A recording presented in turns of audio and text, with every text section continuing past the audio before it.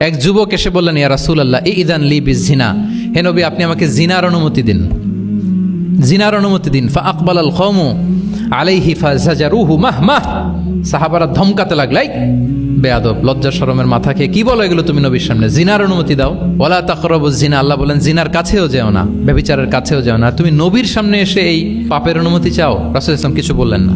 একটু পরে যুবককে ডেকে বললেন, আতুহিব্বুহু লিবনাতিক, আচ্ছা তুমি যে জিনার অনুমতি চাইলে তোমার কন্যার সাথে কেউ এরকম আচরণ করুক, এটাকে তুমি পছন্দ করবে?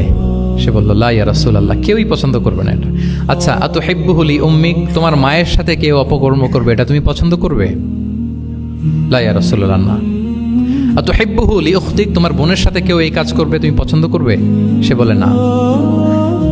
ঠিক তখন রাসূল সাল্লাল্লাহু আলাইহি ওয়াসাল্লাম বললেন, তুমি যে এই কাজের অনুমতি চাইলে, যার সাথে তুমি জিনায় লিপ্ত হবে, সে তো কারো না কারো মা, কারো না কারো বোন, কারো না কারো আদরের কন্যা, তাহলে কিভাবে তুমি এটা করতে চাও? যুবক লজ্জিত হয়ে গেল, এত লজ্জিত হলো, রাবি বলতেছে ফালাম ইয়াকুন বা'দা যালিকাল ফাতা ইয়ালতাফিতু ইলা শাই, ওই রাবি বলতেছে এরপরে কোনোদিন এই যুবকরা ডানে বায়ে তাকাতেও দেখি নাই, স্ট্রেইট হাঁটতো।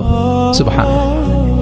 রাসূল ইসলাম দোয়া করেছিলেন তার জন্য, আল্লাহুম্মা গফির যামবাহ ওয়া তাহহির কলবাহ ওয়া হাসসিন ফারজাহ, আল্লাহ তুমি তার গুনাহ মোচন করো, পাপ মোচন করো, আল্লাহ তুমি তার অন্তরকে পরিশুদ্ধ করো, আল্লাহ তুমি তার চরিত্রকে নিষ্কলুষ করে দাও।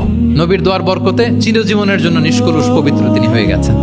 তাহলে দেখেন, তাকে অন্যভাবে বুঝাইলে হয়তো কাজ হইতে না, যখন তার নিজের উপর দিয়ে বোঝানো হলো, তোমার বোনের সাথে যদি হয়, তোমার মেয়ের সাথে যদি কেউ এটা করে, তুমি মেনে নিতে পারবা? এটাকে বলে ইমোশনাল ইন্টেলিজেন্সকে কাজে লাগিয়ে, মানুষের আবেগ অনুভূতিকে নাড়িয়ে দিয়ে, teaching by touching the heart, teaching by touching the emotions. Emotional intelligence তিনি ইউজ করেছেন শিক্ষাদানের ক্ষেত্রে, অর্থাৎ আবেগ অনুভূতিকে নাড়িয়ে দিয়ে ছাত্রকে ইমোশনাল বানিয়ে তারপরে মেসেজ দেয়া। সুবহানাল্লাহি ওয়া বিহামদিহি।